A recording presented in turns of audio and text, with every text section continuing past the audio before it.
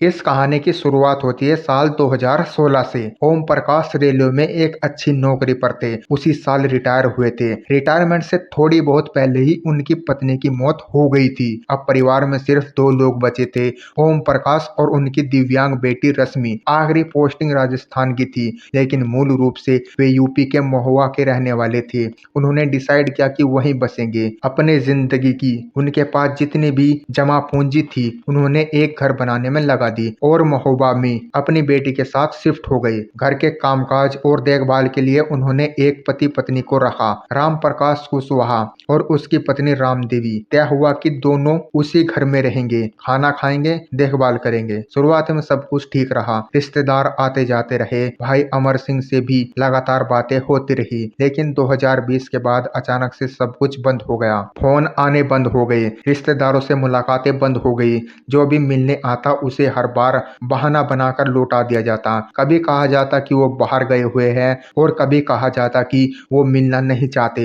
धीरे धीरे सबने आना बंद कर दिया। रिश्तेदारों ने मान लिया कि ओम प्रकाश उनसे दूरी बनाना चाहती है। असलियत उससे भी ज्यादा खतरनाक थी। साल 2020 में नौकर और उसकी पत्नी राम देवी ने साजिश रच ली। उन्हें समझ आ गया था कि ओम प्रकाश एक बुजुर्ग व्यक्ति है, उनकी बेटी दिव्यांग है और घर में काफी ज्यादा जायदाद है।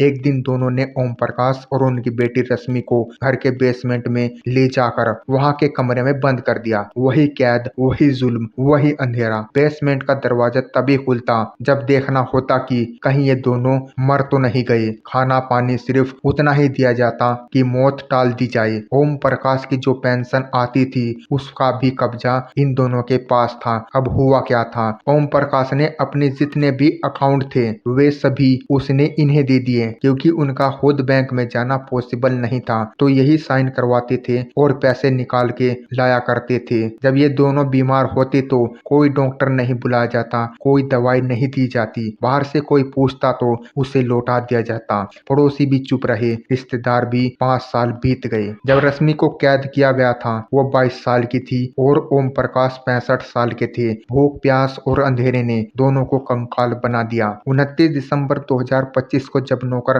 खाना देने गया तो ओम प्रकाश ने कोई जवाब नहीं दिया। नौकर राम प्रकाश और पत्नी राम देवी घबरा गई। घबराहट में इन्होंने सामान समेटा और भागने की तैयारी शुरू की। जाते जाते एक पड़ोसी को बता दिया कि ओम प्रकाश की मौत हो चुकी है, उनके भाई को खबर दे दी जाए। अब कॉल सीधा जाता है अमर सिंह के पास। जैसे ही उन्हें पता चलता है पूरा परिवार महुबा पहुंचता है। घर का ताला तोड़ा गया, घर में कोई नहीं था।